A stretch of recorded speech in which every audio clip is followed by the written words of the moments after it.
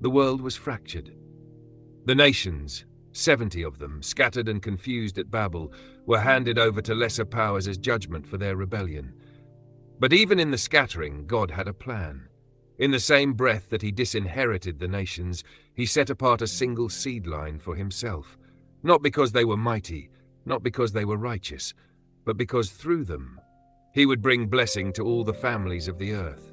This is the hinge of the whole biblical story.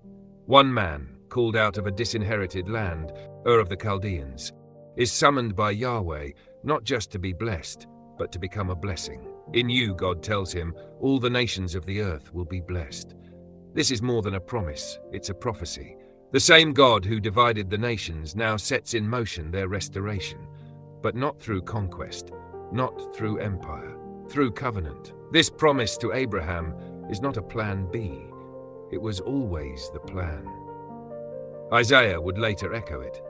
I will make you a light for the nations, that my salvation may reach to the ends of the earth. And Paul, writing to Gentiles centuries later, would quote that same promise to Abraham. In you shall all nations be blessed. But there's something deeper going on.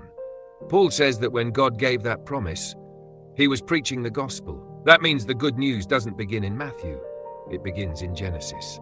The blessing for all nations is not a New Testament add-on. It is the ancient hope, spoken before circumcision, before the law, before Israel was even a people. The seed who would bless the nations was already promised.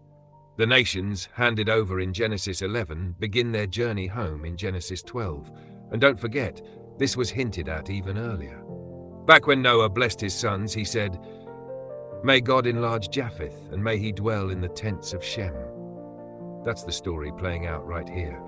The descendants of Japheth, the Gentile nations, would one day find their place again, not by conquest, but by coming under the covenant blessings of Shem.